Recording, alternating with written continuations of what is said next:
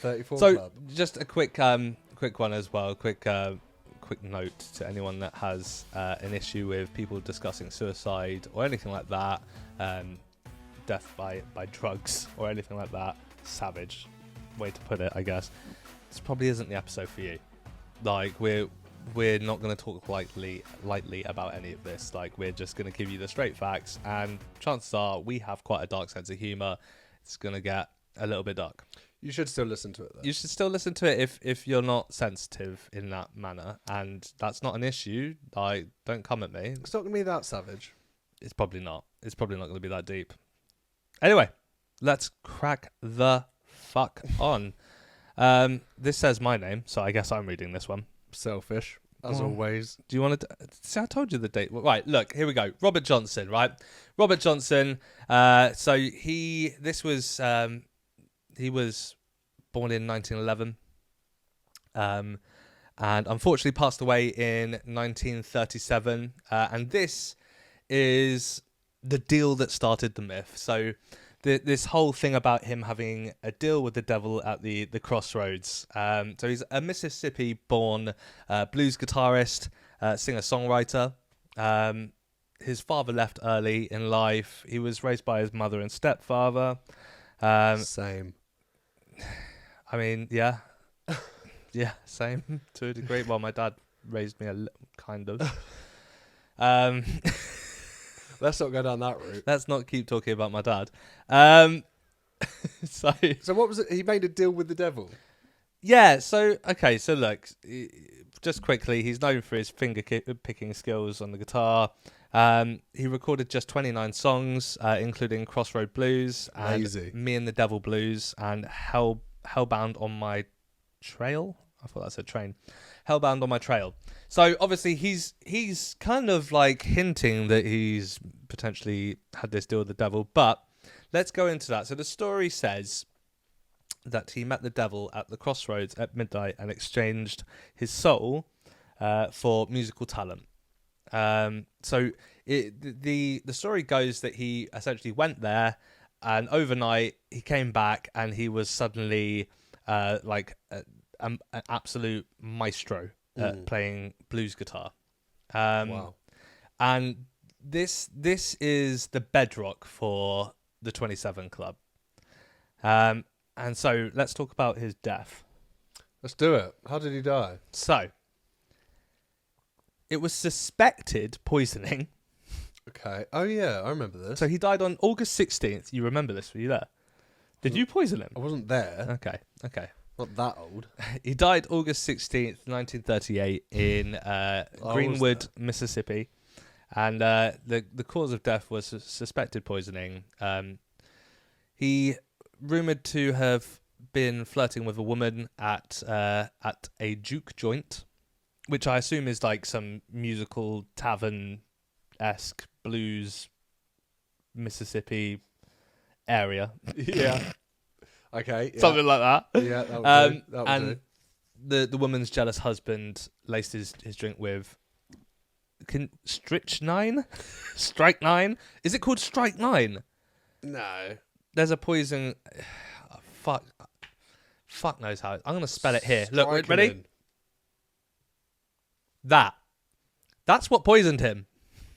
See that magic? That was sick. That was... wow. I don't know. My editing skills... My talking's gone shit. But my editing skills on point. There was no autopsy.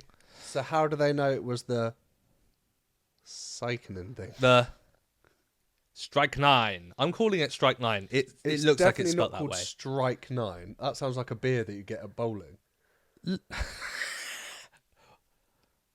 Fuck the podcast. We're starting a beer company. Bye. See you guys later. Strik-nine. But spelled like that. Yeah, it's poison. It'll be your last bowl. Oh. We can't kill people.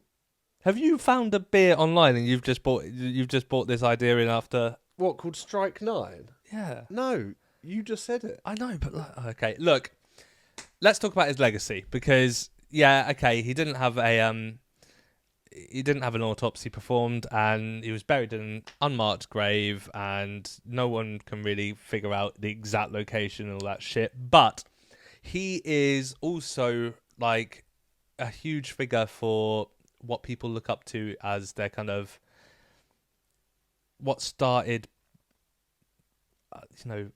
lots of blues movements, and so like he's revered by like Eric Clapton and Bob Dylan and the Stones, and like in 1986 he was inducted to the Rock and Roll Hall of Fame, and he is the first member of the 27 Club that we know of.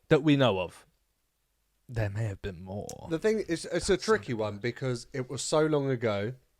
No one can vouch for anything. And I'm just going to throw this out there. Throw it. Not to go too deep, but Mississippi in the 30s. Did you just have a little burp there? Yeah. Saw that drink. He could have just been killed by the KKK. Have you seen Mississippi Burning? Fair. That's a... never... Did they find his body? Or they don't know where he's buried? I mean, it does lend itself... Maybe it was the KKK that started the 27 Club. That's our hot take for today. The KKK started the 27 Club by murdering Robert Johnson, and that we've just solved that case. That can be put to bed. He's gonzo. Josh's turn. All right. A big hero of mine. Okay. A big hero. How big? Like 40%. Okay. So I overcooked it with big hero. I was going to say. But on a scale of 40% is like to hero. Justin Bieber's at my 40%. Is he? Yeah. Yeah. I respect him. Well, he's had a tough time. At the moment, he's having a... We didn't... R.I.P. Robert Johnson, by the way. Yeah, fucking R.I.P., man. R.I.P. everyone in this show. There's going to be a lot of R.I.P.s. There's going to be a lot of Just make sure that you point that out after each one. R.I.P. Robert Johnson. That was... Yeah. Wherever you are. He's in hell, apparently. Yeah, but like, it's a bit of a shit deal with the devil because he only got a few years. 27. I mean, maybe all these people made a deal with the devil, and that's why they've got 27 years. Maybe that's what it's all about. No, because he didn't make a deal with the devil on the day he was born.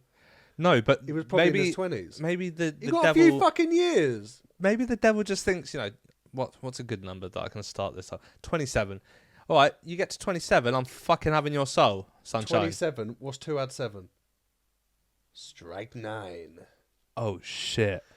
Yep. Oh, it's linked. It's evolving. Oh, something's going on. Anyway, Brian Jones, he's a big deal. Brian Jones was a big deal. He was. So, for those who don't know, shame on you. Brian Jones was, of course, the founding member, can we say? The architect of the Rolling Stones. I like that. Architect works. Born in Cheltenham, England. Good old Cheltenham. Good old Cheltenham town. Founder of the Rolling Stones in 1962. Played multiple instruments. Played the sitar, the marimba, the mellotron. Isn't that a fucking... Isn't the mellotron what? No. A mellotron's a fucking transformer, isn't it? Mellotron. What was the instrument Ari had in her episode? Ooh. She had some fucked up instruments. Hold tight, Ari, by the way. Sick. Yeah. Well in, Ari. Ari. Your episode's coming out soon, I promise. Anthony. Dude.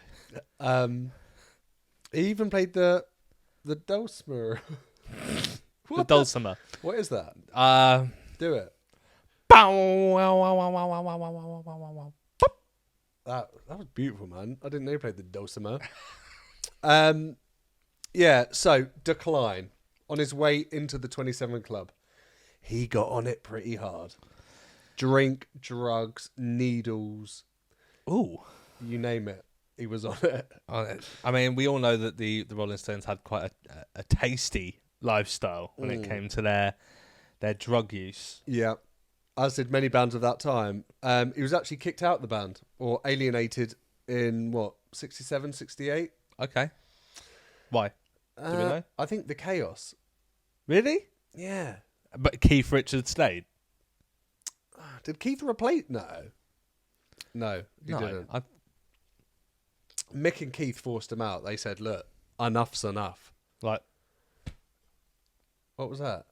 Mick and Keith. What, elbowing him in the head? Yeah. They killed him. Whoa. Curveball. You It's never possible. know. So in June 1969, they kicked him out of the band, and I think he gave up on life. Okay. So instead of just assuming, why don't you tell them what actually happened? He died. Okay. Oh, he died. He died, bro. So July Daddy. 3rd, 69, when you were just a boy. Summer of 69. Yes. Okay. Oh. Literally. Maybe, Oh my god. Maybe Synergy. he was on his mama's porch and got told it's going to last forever, but it ain't. Do you reckon he got his first real 6-string? He bought it at the Five and Dime after a large pint of 9 strike. Strychnine. Strik-nine.